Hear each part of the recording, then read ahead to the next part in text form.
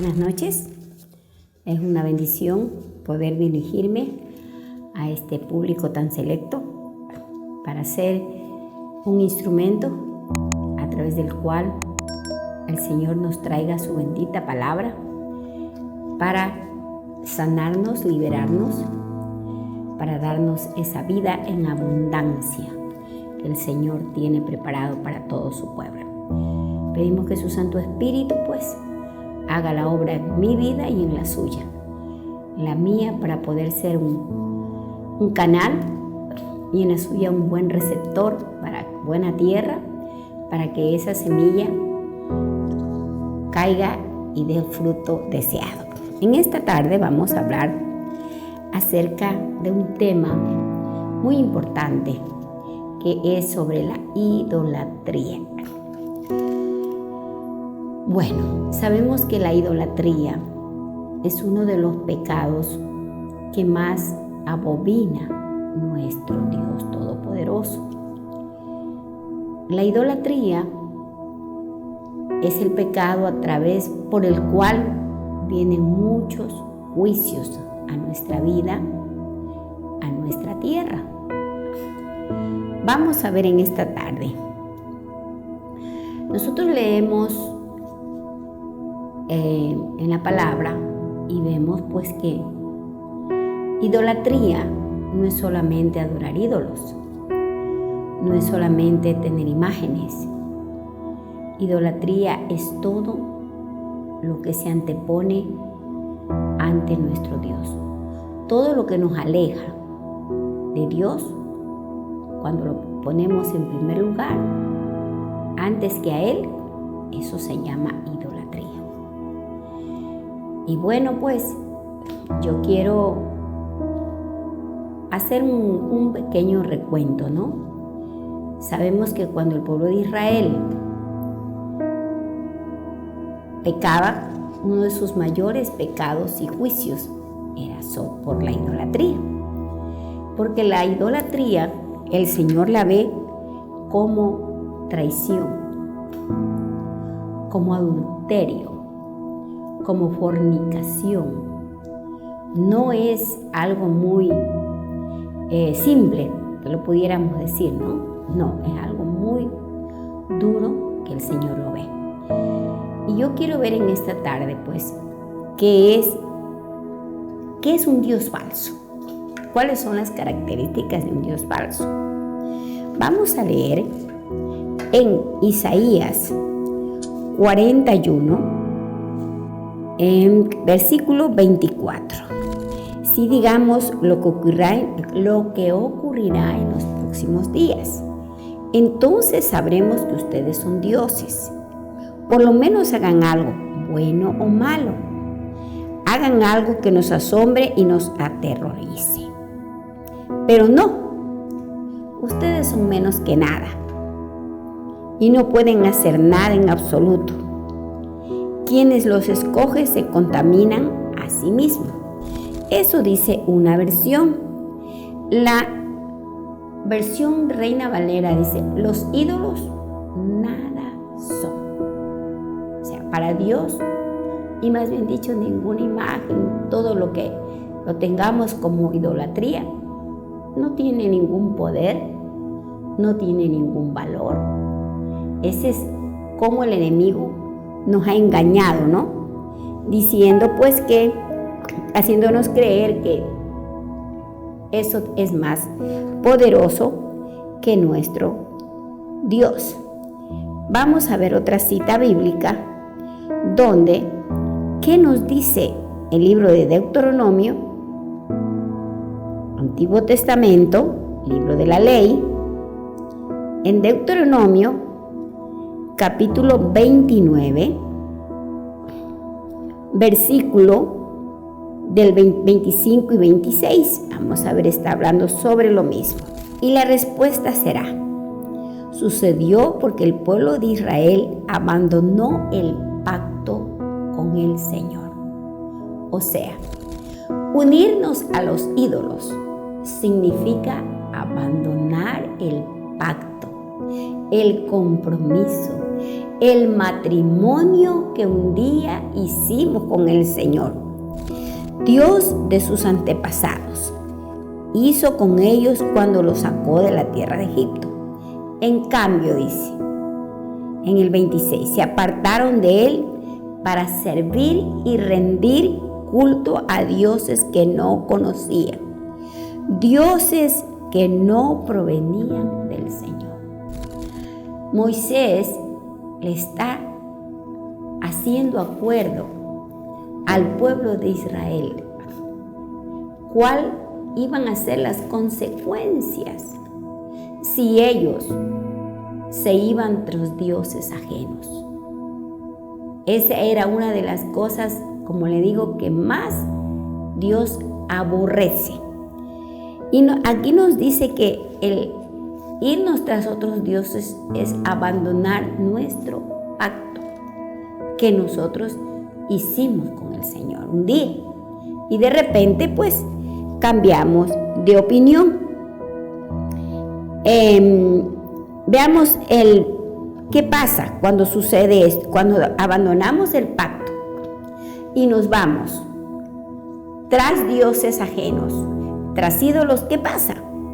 En el versículo 27 dice: por esta razón, el enojo del Señor ardió contra esta tierra y cayeron sobre ella cada una de las maldiciones registradas en este libro. Y el 28 dice: con gran enojo y furia, el Señor desarraigó a su propio pueblo de la tierra y los desterró a otra nación donde ellos viven hasta hoy. Eso le pasó al pueblo de Israel. Nosotros no somos israelitas por nacimiento. Somos el pueblo de Dios gentil. Y estas advertencias también va para nosotros los gentiles. Nos dice que cuando nosotros nos alejamos de Dios, rompemos el pacto, ¿qué hacemos? Abrimos una puerta, provocamos, dice, el enojo del Señor. Arde contra la tierra, dice, y caen las maldiciones. ¿No le parece que estamos viviendo este tiempo? En la Reina Valera, la Biblia dice, caen los juicios. Los juicios de Dios son provocados por la idolatría de su pueblo, por haberse ido tras otros dioses, como cuáles: dinero, fama, fortuna, título, política.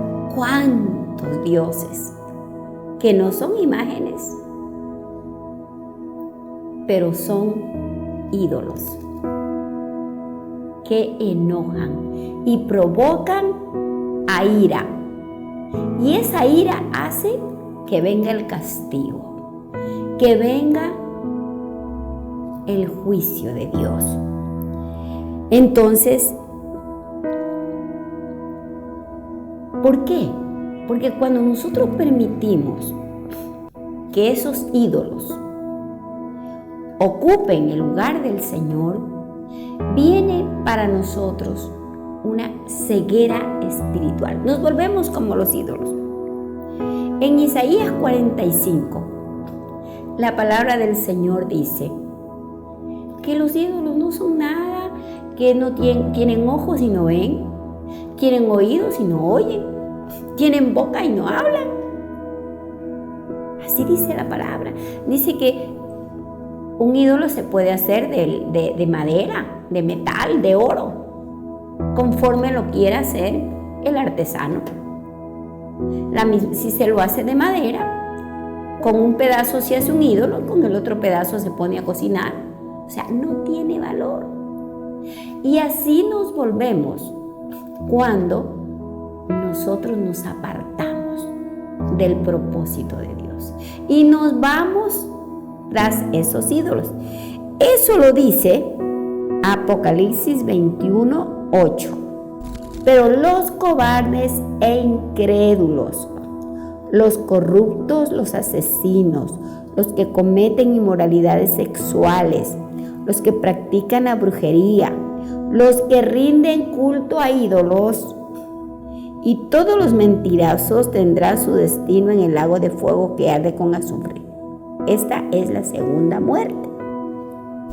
Aquí la palabra nos advierte que todas estas cosas nos traen el peligro de irnos al lago de fuego. O sea, estamos enfocados, aquí dice, los que rinden culto a los ídolos. Es idolatría. Lo que nos apartamos de Dios por otras cosas. Como le decía, por irnos a otros dioses. ¿Qué nos espera? El lago de fuego. Así lo dice la palabra. ¿Qué debemos de hacer? Vamos a buscar en Deuteronomio mismo. Vamos a volver al Antiguo Testamento a ver qué debemos de hacer. Deuteronomio 7, capítulo 7, versículo desde el 1, vamos a leer algunos. ¿Qué dice la palabra? Cuando el Señor tu Dios te lleve dentro de la tierra donde estás a punto de entrar y que vas a poseer, Él te abrirá camino, quitando de tu paso a muchas naciones. Los hititas, los gergeseos, los amorreos, los cananeos, los fereceos, los heveos y los jebuseos. Estas 7 naciones son más fuertes y numerosas que tú. Cuando el Señor las entregue en tus manos y las conquistes, debes destruirlas por completo. No hagas tratados con ellos, ni les tengas compasión. No te unas en matrimonio con su gente. No permitas que tus hijas ni tus hijos se casen con las hijas de estas naciones, porque ellos harán que tus hijos y tus hijas se aparten de mí para rendir culto a otros dioses. Entonces el enojo del Señor arderá contra ti y pronto te destruirá. Esa palabra todavía está vigente para nosotros. Tenemos que tener mucho cuidado. Vivimos tiempos muy peligrosos, tiempos donde el espíritu demoníacos de engaño están, como se dice, atacándonos por todos los lados. Nosotros, y como dice el libro de Isaías, que hay cosas que nos son buenas y nosotros llamamos malas. Y hay cosas malas y nosotros llamamos buenas. ¿Por qué?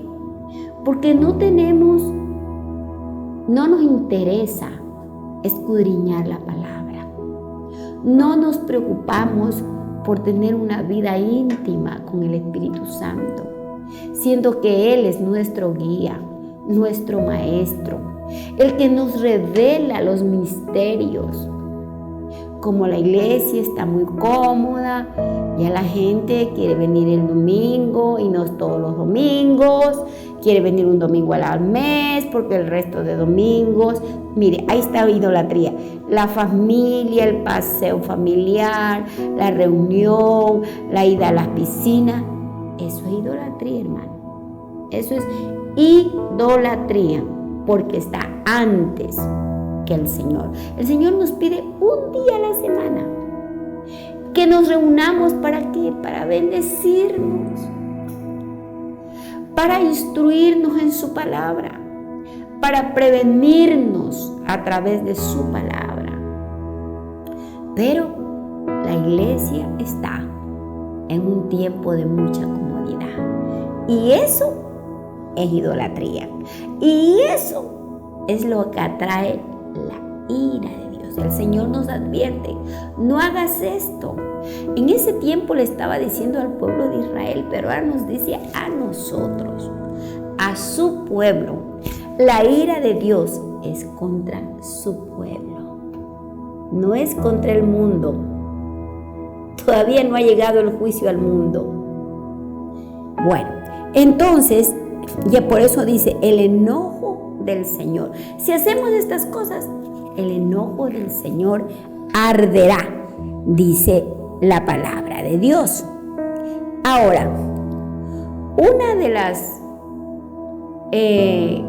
grandes estructuras que está gobernando a la iglesia se llama el espíritu babilónico.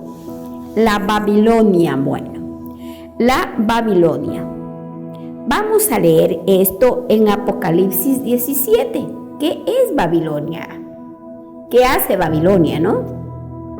Babilonia es un poder político, económico, religioso, fuerte, que gobierna a través de los políticos, a través al mundo entero. Esa es Babilonia. Y vamos a ver qué dice la palabra de Dios sobre esto. En Apocalipsis, vamos a leer Apocalipsis 17. Uno de los 7 ángeles que derramaron las 7 copas se me acercó y me dijo: ven conmigo y te mostraré la sentencia que recibirá la gran prostituta que gobierna sobre muchas aguas. Dice que a Juan un ángel se le acercó y le dijo: ven, te voy a mostrar la sentencia que recibirá la gran prostituta que gobierna. ¿Sabe quién es? Babilonia. Y no es como nos han enseñado que era la Iglesia Católica. No es la Iglesia Católica, no.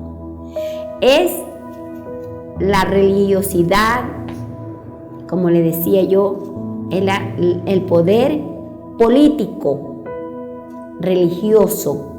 No es solo la Iglesia Católica, es también la Iglesia cristiana evangélica, que no está alineada al Espíritu Santo, que no ha dejado que la palabra la gobierne, sino que la gobiernen estructuras de hombres, religiones.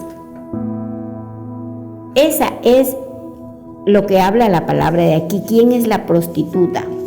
Esa es Babilonia. Dice que es prostituta, es ramera. ¿Por qué? ¿Qué es una ramera? La que tiene muchos maridos. Y así es Babilonia. Tiene muchos maridos, muchas contrataciones, dice. Tiene muchos compromisos. No tiene pacto, o sea, no se casa con nadie. No se casa con nadie. No tiene compromiso. Ella tiene compromiso con sí misma. Se deja engendrar. Le voy a dar una perlita. De hombres que tienen estructura de mujer. ¿Por qué? ¿Qué le quiero decir con esto? Mire, Dios llamó al hombre como cabeza, ¿verdad?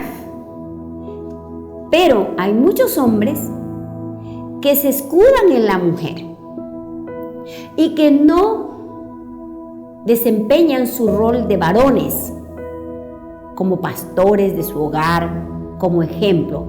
Toda esa responsabilidad se la han dado a su esposa.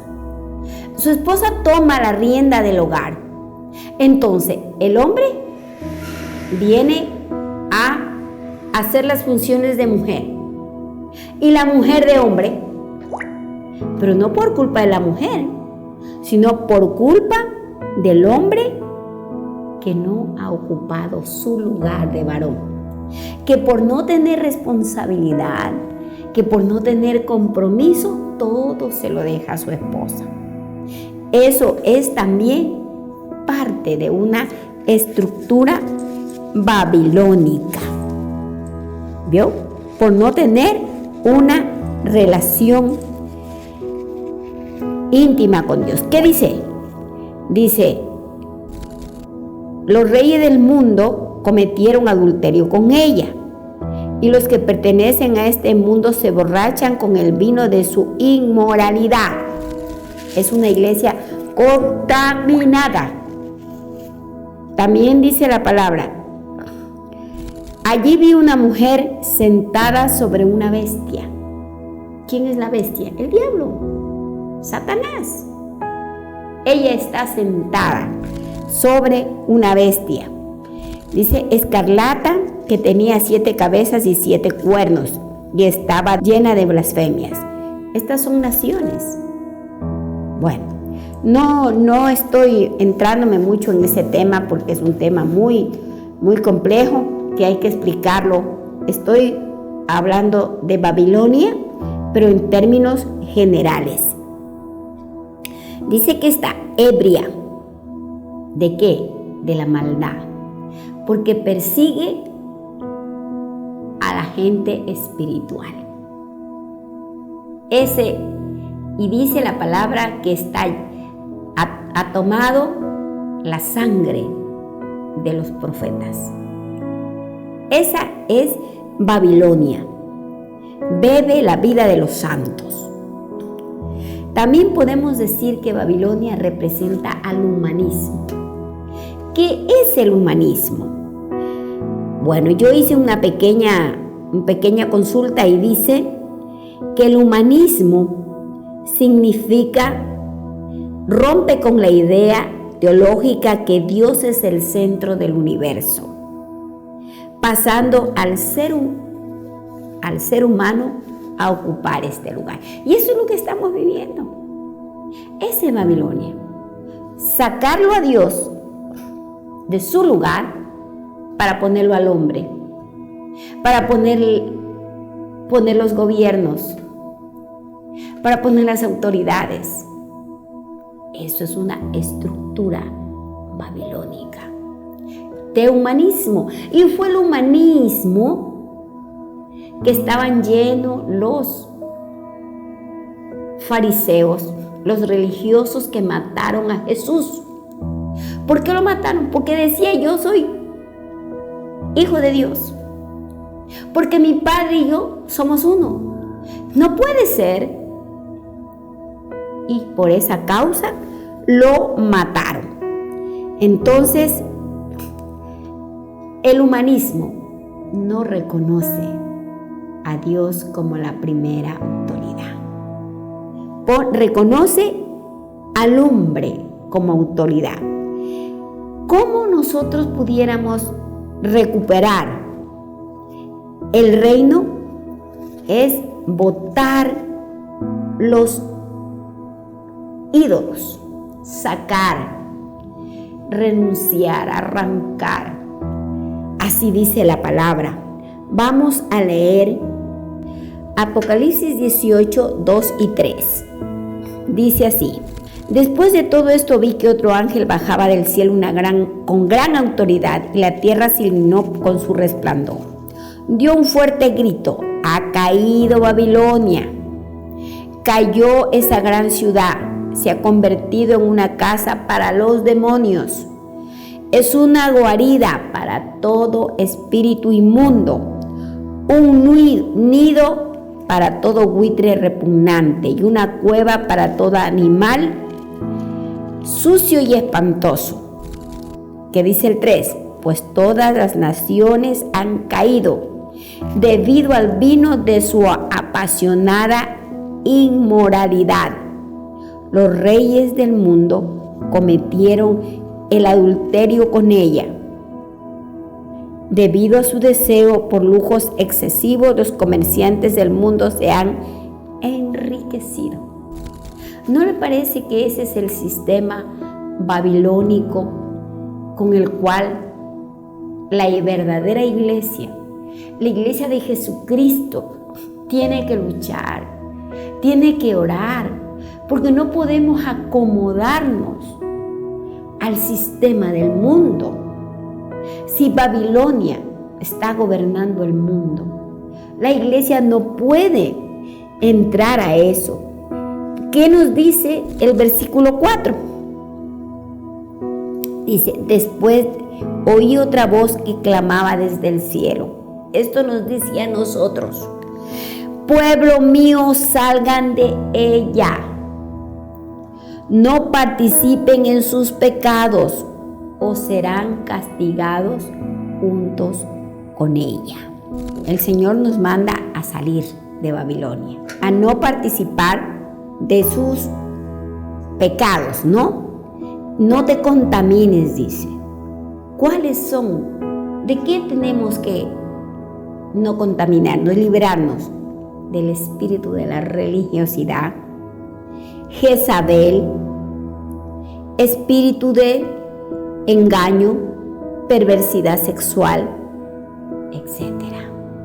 Esos son los pecados, los demonios que no nos podemos dejar contaminar, con los cuales tenemos que siempre estar orando, ayunando, pidiendo al Señor que nos guarde y nos libre. Vamos a terminar leyendo Deuteronomio 12. Deuteronomio 12. ¿Qué hacer? ¿Cómo destruir esto? ¿Ya? Aparte de Deuteronomio 12,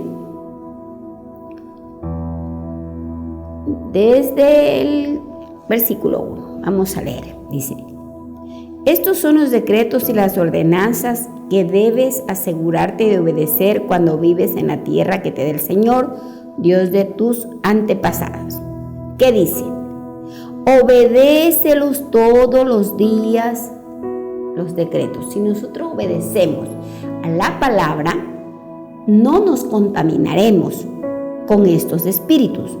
También dice: cuando expulses de las naciones que viven allí, deberás destruir. Tenemos que destruir todos los lugares donde rinden culto a sus dioses. No los tenemos que destruir literalmente, sino espiritualmente, orando, clamando con guerra espiritual, orando de madrugada para que eso no prospere. ¿Qué más tenemos que hacer? Vemos el versículo 4. También dice, destruye, derriba los altares. Todo esto tenemos que hacerlo espiritualmente. O sea, nuestra oración tiene que ser una oración de guerra, tiene que ser una oración agresiva, que no tenemos que estarle temiendo al enemigo. Ay, que yo no me meto con el diablo. Bueno, si usted no se mete con el diablo sí se mete con usted. Al diablo no hay que menospreciarlo, ay, que no, ese no me hace nada. No, tampoco debemos vivir con el temor, pero porque sabemos que Jesucristo lo venció. Él es un enemigo vencido. ¿Qué más tenemos que hacer? Veamos el versículo 4. Dice: no adores al Señor Dios de la manera que los pueblos paganos lo hacen. Tu adoración tiene que ser diferente. El 5, ¿qué dice? Veamos. Dice el 5. 4. Bueno, más bien busca al Señor. Esta es la forma de salir de Babilonia.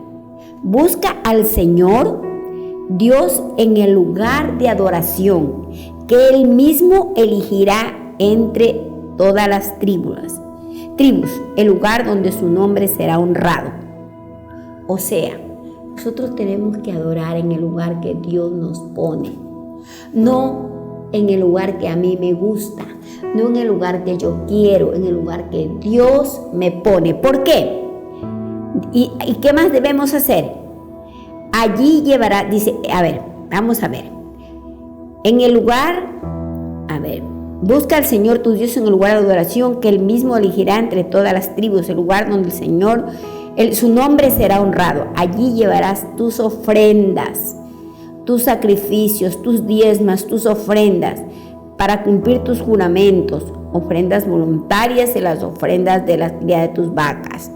Allí en la presencia del Señor quedarás hasta quedar, ¿qué dice? Comerás hasta quedar satisfecho junto con tu familia y te alegrarás por todo lo que haya logrado gracias a la bendición de tu Dios. Otra forma de salir de Babilonia, tu modelo de adoración tendrá que cambiar. Ahora, cada uno hace lo que quiere, porque no ha llegado, dice, todavía a la tierra de descanso que tu Dios te va a dar en preciada posición. Sin embargo, le dice al pueblo, pronto cruzarás el río Jordán y vivirás en la tierra que Dios te da. Cuanto te dé descanso de todos tus enemigos y estés viviendo a salvo en esta tierra, mira, otra forma de salir de Babilonia, llevarás todo lo que yo te ordeno, tus ofrendas quemadas, sacrificios, ofrendas sagradas y ofrendas para cumplir tus juramentos al lugar de adoración designado, el lugar que el Señor tu Dios elija para que su nombre sea honrado. Mire, Dios nos da la forma como nosotros podemos salir de Babilonia. No, nosotros decidimos qué queremos ser. Meternos en la estructura babilónica y participar de los juicios de Dios y recibir los juicios de Dios.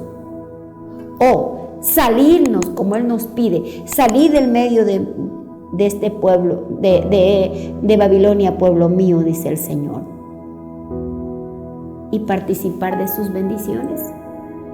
El Señor siempre ha puesto delante de nosotros la vida y la muerte. Nosotros elegimos. Así que, hermano, hermana, persona que me esté escuchando, Dios no quiere que nosotros estemos mal. Él quiere todo nuestro bien. De nosotros depende. Que el Señor nos continúe bendiciendo. Si este mensaje ha sido de bendición y edificación para tu vida, te invitamos a que te suscribas a nuestro canal y nos sigas en nuestra página de Facebook como Ministerio Apostólico y Profético Jerusalén. Si quieres contactar con nosotros, nos puedes dejar tu comentario o mensaje privado en nuestra página. Ponemos a disposición nuestro correo electrónico y número de WhatsApp para mayor cercanía. Dios te bendiga.